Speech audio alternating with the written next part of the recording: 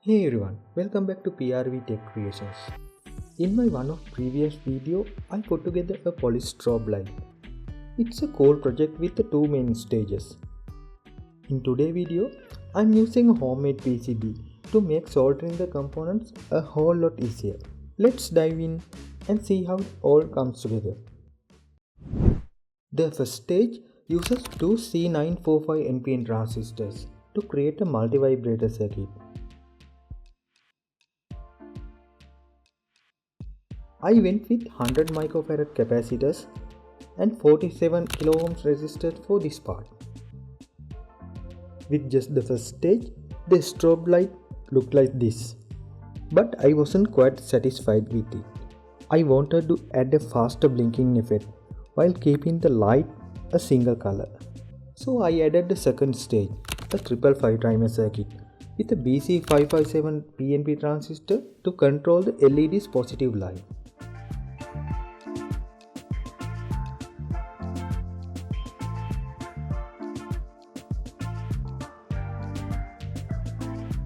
Now with both stages combined, the complete circuit works like this.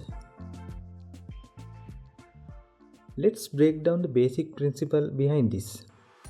In the first stage, the transistor multi-vibrator circuit switches the LED's negative power between the red and blue slowly. If the positive line to the LED stays constant, you will see this color changing effect. Now with the second stage added, the positive line to the LEDs turn on and off much faster than in the first stage.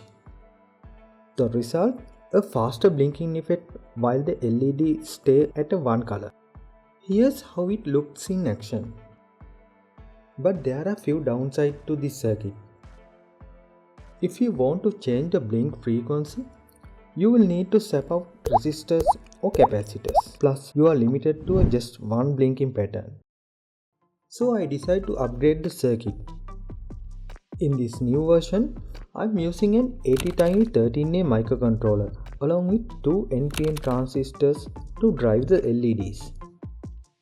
With the right code, we can program various polystrobe light patterns. The best part, if we want to change the blink frequency or pattern, we can just edit the code. No need to swap out any component or alter the circuit. Plus, it's super easy to add more patterns if we want to.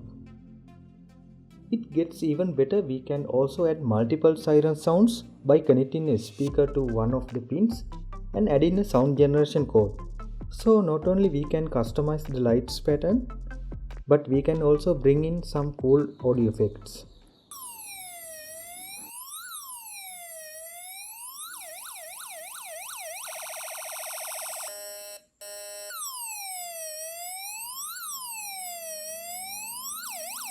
You can download the schematics and the microcontroller code from my Patreon page.